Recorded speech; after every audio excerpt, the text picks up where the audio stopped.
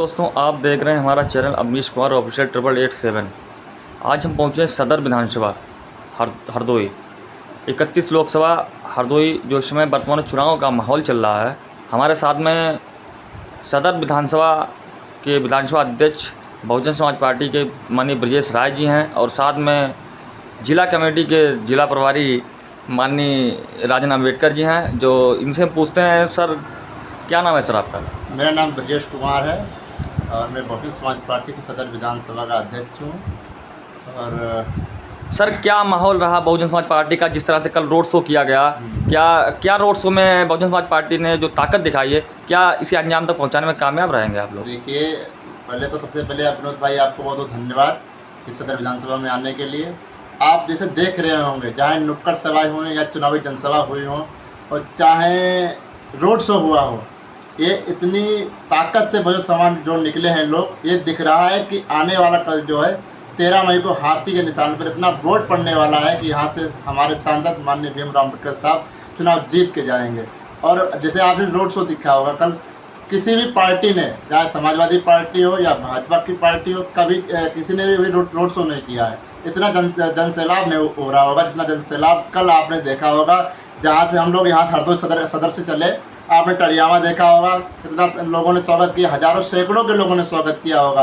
और जगह जगह जैसे पियानी में गए हम लोग, पियानी के बाद हम लोग सहावत, जब परिवेश सहावत चौराहे में देखा होगा, इतना भव्य तरीके से स्वागत किया गया। इससे जनता में इतना जुनून और उत्साह है कि माननीय भीमराव अम्बेडकर साहब यहाँ से चुनाव जीत कर जा रहे हैं। जैसा कि कल आपकी एक मीटिंग थी मुन्ने में चौराहे पे, जहाँ पे मुस्लिम समाज का गढ़ माना जाता है, तो एक नुक्कड़ सभा थी। उस नुक्कड़ सभा में जितने लगभग मुस्लिम समाज का ही वहाँ पे ज़्यादा बोलबाला था, तो मुस्लिम समाज आपके साथ में जो जुड़ा था, तो क्या इससे आप देख रहे हैं कि मुस्लिम समाज बहुजन समाज पार्टी के साथ जुड़ रहा है? बिल्कुल जुड़ रहा है।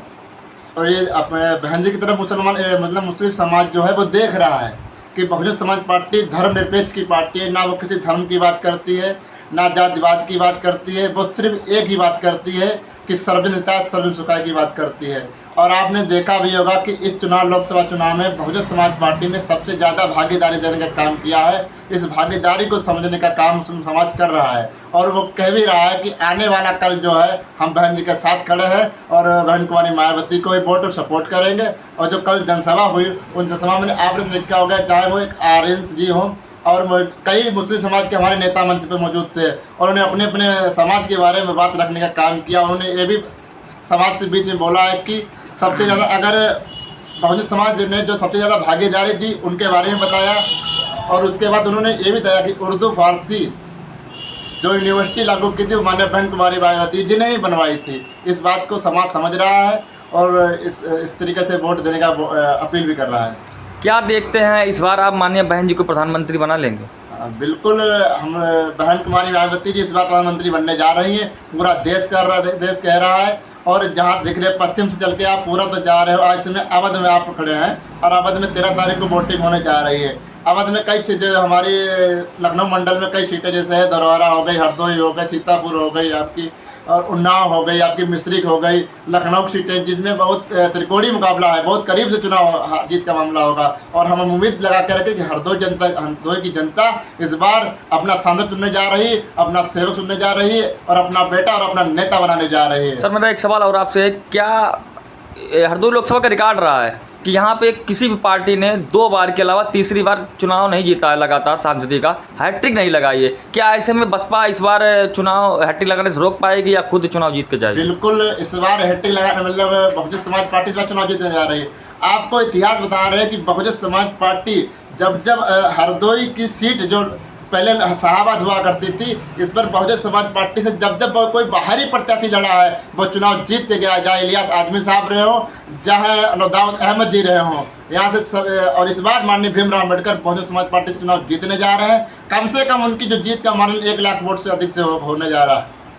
जैसा कि आप आप सवाल एक और है आपसे, क्या देख रहे हैं आप, एक तरफ पीडीए जैसा मजबूत गठबंधन बना हुआ है और एक तरफ भाजपा जैसी मजबूत पार्टी है जो कि वर्तमान सत्ता में भी है, तो ऐसे बहुजन समाज पार्टी अकेले चुनाव लड़ रही है, तो आप ऐसे में कैसे चुनाव जीत पाएंगे? आपको बताते हैं भाई मनोज भाई कि जैसे आप जानते होंगे कि बहुजन समाज पार्टी अपने बलबूते चुनाव लड़ रही है। सही कहा आपने।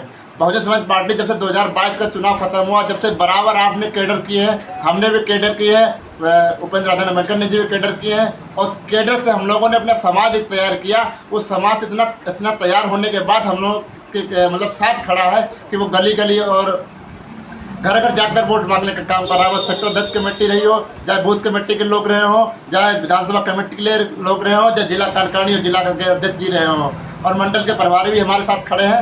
और पूरा समाज, बहन जी ने जब संगठन बनाया उसमें हर समाज को भागीदारी देने का कार्य किया। उसके तहत हम लोग सर्व समाज से जोड़कर एक भाईचारा बनाकर यहाँ से अपना सांसद बनाने जाए। और पीडीए की जब आप बात कर रहे हैं विनोद भाई, पीडीए आप जान रहे हो, पीडीए में किसको आपको चाहे मुस्लिम समाज में त्राही कर रहा है, जैसे हस्टन साहब का टिकट काटा गया हो, जहाँ कई लोगों का टिकट काट दिया गया। बदायूं में देखो कितने मुस्लिम समाज के भागीदारी होने के बाद भी उनको टिकट नहीं दिया गया।